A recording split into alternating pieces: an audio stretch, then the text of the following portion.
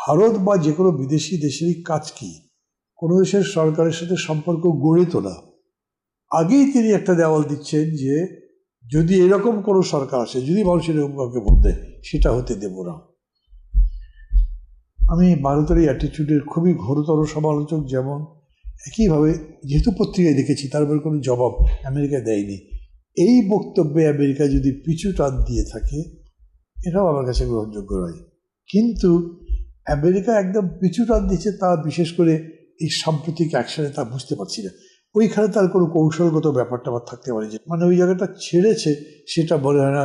এখন তো প্রধানমন্ত্রী যে ইঙ্গিতটা করেছেন সেটা আমেরিকার প্রতিই করেছেন, এবং ইঙ্গিতটা করে তিনি বুঝিয়ে দিয়েছেন যে ষড়যন্ত্র হচ্ছে তাকে ক্ষমতা থেকে সরিয়ে দেওয়ার। তো এখন 2+2=4 বানান আপনার সহজ। তো জেনারেল আজিজের বিরুদ্ধে সরকারের কঠোর হওয়ার কারণ কি? উনি তো সাবেক সেনাপ্রধান, এর আগেও তো বাংলাদেশে অনেক সেনাপ্রধান ছিল, তো ওনাদের নামে তো আমরা এইভাবে আলোচনা শুনি না। মানে জেনারেল আজিজ তার অনেকগুলো ঘটনা আছে যেগুলো আগে থেকেই মানুষ জানে। সেটা হচ্ছে কি, ধরেন তার একজন ভাই, তার কয়েকটা ভাই তো আছে, তাদেরকে সন্ত্রাসের লিস্টে লোকজন দেখেছে। আর একজন তো শীর্ষ সন্ত্রাসী মার্ডার কেসে যার ফাঁসি হয়েছিল। এই লোক মানে তার ছোট ভাই মুক্তি পেয়েছে, এবং মানুষের যারা অগোচরে দেশের বাইরেও চলে গেছে। এটা তার ক্ষমতার প্রশ্রয় ছাড়া হতে পারে না। তাকে ক্ষমা দেওয়ার জন্য প্রধানমন্ত্রী লিখতে হয়েছে প্রেসিডেন্টের কাছে। প্রেসিডেন্ট ক্ষমা করে দিয়েছেন, তবে তো সে বেরোতে পেরেছে। তাহলে কি দাঁড়াচ্ছে? বোঝা গেল যে সব রকম সহযোগিতা করেছে, তার বিনিময়ে তিনি কি করেছেন?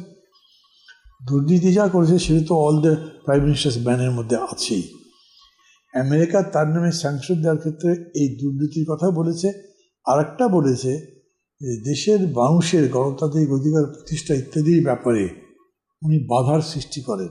যে ইনস্টিটিউশনগুলো এই কাজগুলো দেখি করে, সেক্ষেত্রে উনি বাধা দেন। ওনার নিজের বিবৃতিটা খেয়াল করেন, বক্তব্য ওই যে 18 সালের পরে উনি বলেছিলেন এত ভালো ইলেকশন পৃথিবীর বহু দেশে হয়নি। এখন আমেরিকা যখন বলেছে, ডয়েশে ভ্যালি যখন তার উপরে বলেছে, মানুষ এমনিতেই ধরবে ডয়েশে ভ্যালির মতো একটা রেডিও স্টেশন ইন্টারন্যাশনালি এত তারা প্রমাণ ছাড়া বলে নাই। তারপরে সরকারের দুর্নীতিটা একদম দুর্গন্ধ ছড়াবার মতো জায়গায় চলে গেছে। অতএব নিজেদেরকে সাফ সুতরা করবার জন্যে এরকম একটা পজিশন দিচ্ছে।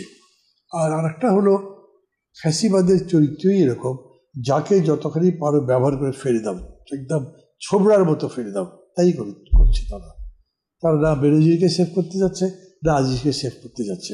বাস্তব হচ্ছে সেভ করতে পারবে না, কিন্তু তারপরেও ভাবটা করছে যে পারলে আর ইনভেস্টিগেট করো, বড় মামলা দাও, নিজেকে সাফসুতরা দেখাবার জন্যে। তার এত বড় মদতদাতাদেরকে পানিশমেন্ট দিচ্ছে, দুটোই। হঠাৎ আমেরিকা জেনারেল আজিজের বিরুদ্ধে নিষেধাজ্ঞা দিল। আমেরিকা বাংলাদেশ নিয়ে কি নতুন কোনো খেলা শুরু করেছে? তারা তো এর আগেও আশা দিয়ে রণে ভঙ্গ দিয়েছে। প্রথম কথা হলো যে, ধরেন আমি আমেরিকাকে এইরকম কখনো বলতে শুনি নাই যে আমরা সরকারটা বদলে দেব, সেখানে একটা ইন্টারিম গভর্নমেন্ট করবো, তার অধীনে নির্বাচন করবো, এগুলো বলেনি।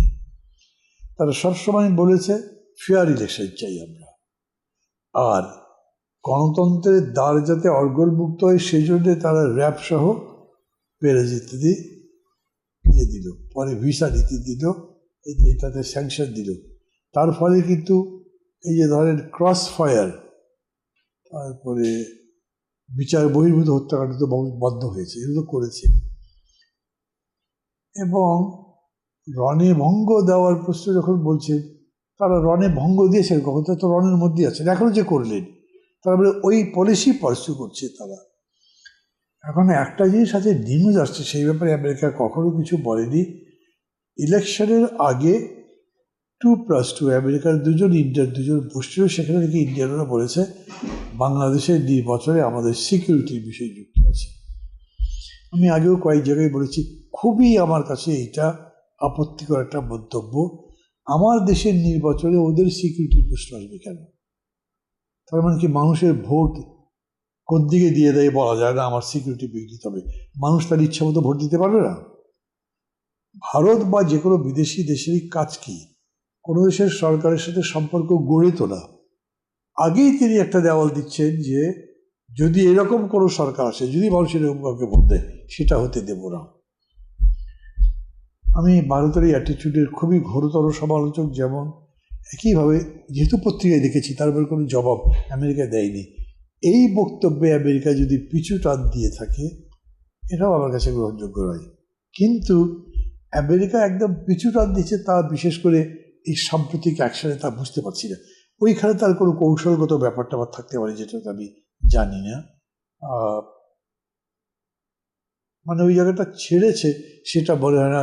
এখন তো প্রধানমন্ত্রী যে ইঙ্গিতটা করেছেন সেটা আমেরিকার প্রতিই করেছেন, এবং ইঙ্গিতটা করে তিনি বুঝিয়ে দিয়েছেন যে ষড়যন্ত্র হচ্ছে তাকে ক্ষমতা থেকে সরিয়ে দেওয়ার।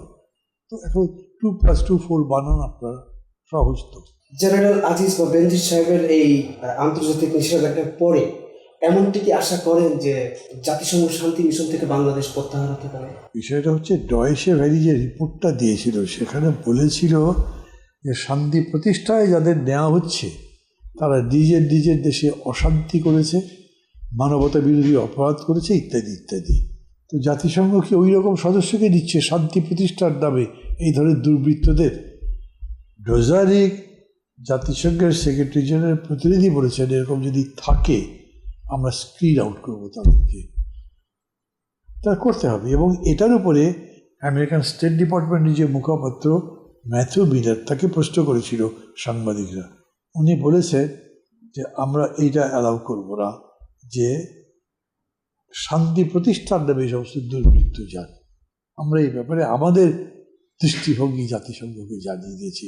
তারপরে জাতিসংঘের উপরে আমেরিকার চাপ তো আছেই, জার্মান রেডিওর চাপ, মানে আন্তর্জাতিক মহলের একটা চাপ আছে যে এরকম তুমি নিতে পারবে না।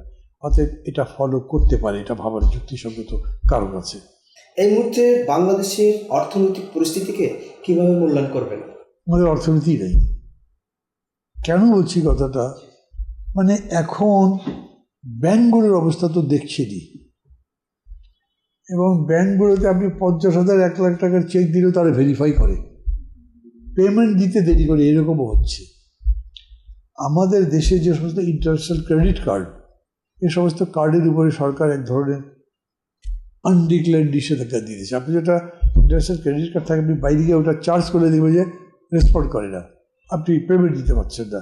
এরকম দু একজন বিদেশে যারা গেছেন তারা আমাকে বলেছে কী যে বিপদে পড়েছিলাম, আমি তো ক্রেডিট কার্ড নিয়েছি, আমার কাছে ক্যাশ টাকা তো তেমন নাই।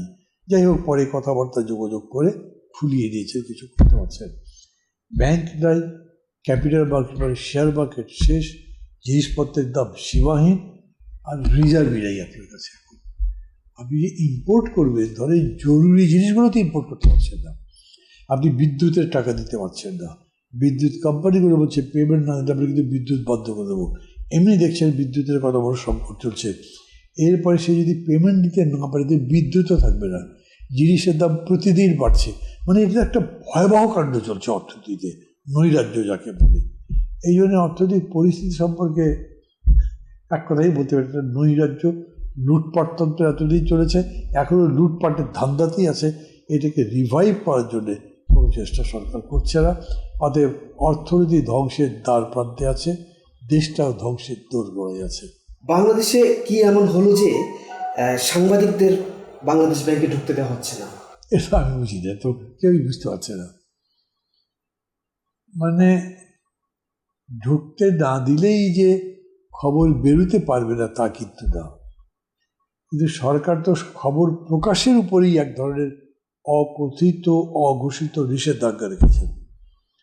সন্ত্রাসের বীজটা এত দূর ছড়িয়েছে, এগুলোর চারা জমি মহিরুর মতো হয়ে গেছে যে সাংবাদিকরা নিজেরাই একটা রিপোর্ট মনে করে এটা কোনোভাবেই প্রকাশিত হবে না, দেবে না, তারা দিচ্ছে না।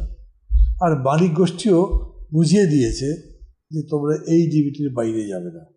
ফলে বাংলাদেশ ব্যাংকে ঢুকতে না দিয়ে তারা মিডিয়ার কণ্ঠ নিশ্চয়ই বন্ধ করতে চাচ্ছেন, কিন্তু শুধু অর্থনৈতিক ক্রাইসিসটা, তার চাইতে বড় কোনো সংকট ভেতরে আছে মনে হয় আমার, কিন্তু সেটা আমি বলতে পারবো না কি। শুধুমাত্র অর্থনৈতিক ক্রাইসিস নয়, এখানে অন্য কোনো, ওইটা বুঝি না। শুধু অর্থনৈতিক ক্রাইসিসটাই ভুল কথা, কিন্তু যা আমরা দেখছি তা তো দেখছি, এইটা তার লুকানোর ব্যাপার নাই। এমন কিছু আছে তার লুকানোর দরকার যা আমরা এখনো দেখিনি, এটা বলছি। 1 জানুয়ারি 2024 চেঞ্জ টিভি পা রেখেছে সুরভিত 6 বছরে।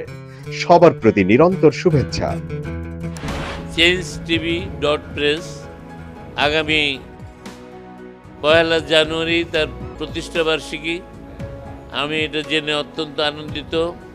আমরা আশা করছি changetv.press মুক্তিযুদ্ধের পক্ষে তারা কথা বলবে, সত্যের পক্ষে কথা বলবে, নিরপেক্ষ বলে কিছু নেই, সবসময় সত্যের পক্ষে থাকবে, এই প্রত্যাশা ব্যক্ত করছি। এর কলা কুশলী সবাইকে অভিনন্দন জানাচ্ছি, এর শ্রোতৃমণ্ডলীকেও অভিনন্দন জানাচ্ছি। 1 জানুয়ারির যেমন অভিনন্দন, একই সাথে চেঞ্জ টিভির প্রতিষ্ঠানের জন্য সবাইকে অভিনন্দন। changetv.press এক ফোঁটা হলুদও নেই। চেঞ্জ টিভি প্রতিষ্ঠা বার্ষিকীতে আমরা এদেরকে ধন্যবাদ জানাই, চেঞ্জ টিভিকে উত্তরোত্তর সাফল্য কামনা করি। আর সাথে সাথে আমরা বিশেষ করে এদেরকে অনুরোধ করব যেন তারা দেশের পক্ষে এবং বাংলাদেশের জনগণের পক্ষে, ইসলামের পক্ষে, হকের পক্ষে, সত্যের পক্ষে তারা যেন সুন্দর পরিবেশন করতে পারে, এই আশাবাদ ব্যক্ত করি। changetv.press এক ফোঁটা হলুদও নেই। আমি শুনে খুবই খুশি হয়েছি। চেঞ্জ টিভি প্রতিষ্ঠার পর থেকে এটি অত্যন্ত বস্তুনিষ্ঠ খবর পরিবেশন করছে। তাছাড়াও দেশের অর্থনীতি, রাজনীতি, বিভিন্ন বিষয় নিয়ে তারা জাতির সামনে বিভিন্ন তথ্য তুলে ধরে। আমি মনে করি বাংলাদেশকে আরও উন্নত বিকশিত করার জন্য চেঞ্জ টিভি আরও অবদান রাখবে এবং বাংলাদেশে একটা অন্যতম গুরুত্বপূর্ণ একটা মিডিয়া হিসেবে প্রতিষ্ঠা লাভ করবে। changetv.press এক ফোঁটা হলুদও নেই।